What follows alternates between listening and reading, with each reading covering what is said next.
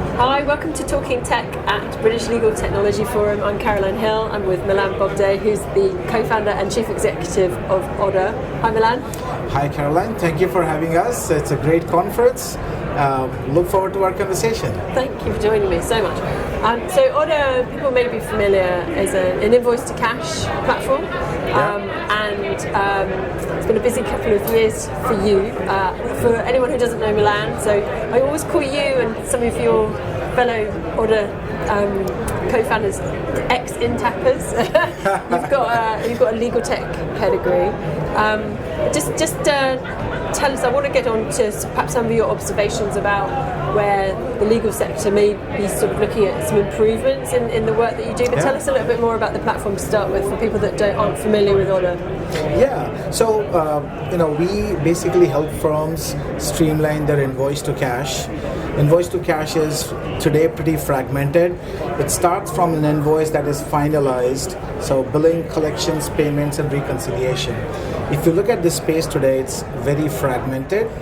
Firms would end up with 3, 5, 7 different softwares to manage essentially what is an invoice life cycle. And Gartner has a product category for invoice to cash, but most horizontal solutions do not support the unique processes within law firms, and that's where we come in. So we understand law firms, as you mentioned. I've worked at Elite, worked at Intapp for a long time, so have my co-founders. So we bring this unique perspective of building something from grounds up to support the processes within the law firm. And what do you do, say, outside of the mainstream practice management system providers? Or what would you say that gives you the edge that maybe they don't provide? Yeah, I mean, it's in my mind at a very high level, it's always about two things. One is automation, deep automation, right? In this day and age, we really feel like things should be automated as much as possible. Mm-hmm. It eliminates human errors. I'll give you an interesting statistic we did in our survey.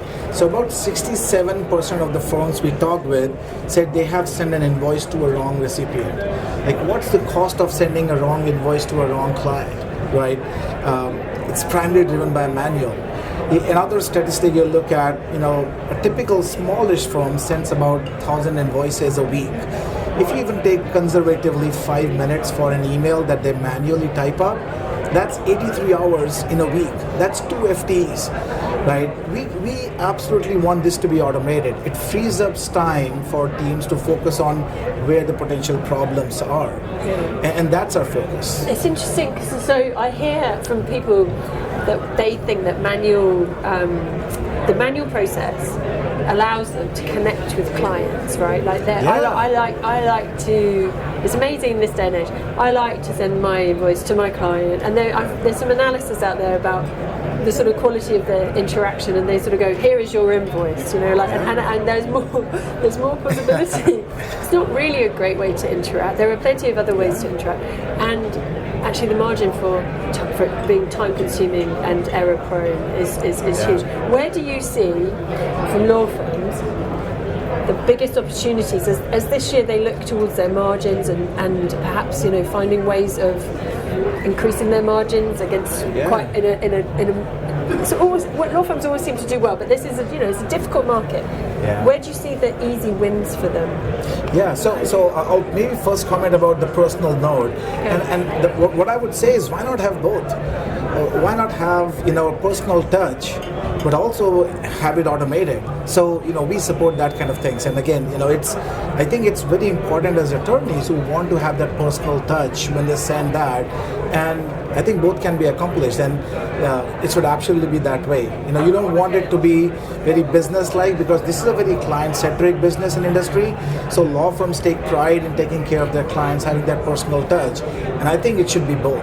It should be automated and support that. But again, talking of some statistics, there was a PwC law firm survey that came out that said an average invoice today, and the lockup that law firms have is between 137 and 153 days.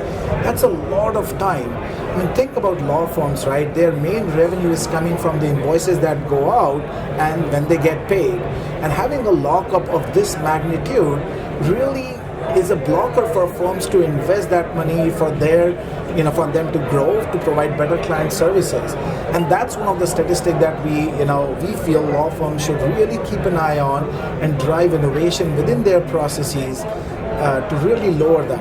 I mean, it's a very unique industry, right? It's an industry where a client agrees to pay a certain amount in certain time frame, and then you see a pattern of 167 or whatever number of days that invoices are outstanding. Yeah. And a lot of this is driven by the fact that firms are dealing with volumes that they really are not able to focus on where their challenges, where their potential problems, right? One of my favorite things I always say, Caroline, is there are always more invoices to be chased than hours in a day, right? Law firms are struggling to focus on where there are challenges. Where should I know these potential problems? And that's the insights that law firms are really looking for. In terms of, hey, I have these 10,000 invoices not paid. Which ones are okay because the client's paying in a certain pattern, and which ones are not okay because the client's taking longer than what their patterns are? So how do you get the team's productivity higher while focusing on potential problem areas? Like, that's one of the things that in all our conversations today with law firms, the CFOs are driving this innovation within firm to not just put in the hours and work, but how can we be smart about it? How can we get ahead of the potential problems? And that's one big area at law firms that they're focusing on. Okay, all right. Well, look, thank you. We're at time, but I hope that people found that helpful. I definitely find it helpful talking to you. And have a great conference, and thank you for speaking with me. Yeah, thank you for having me once again. Pretty awesome conference, and I'll see you around. Thanks. Thank you.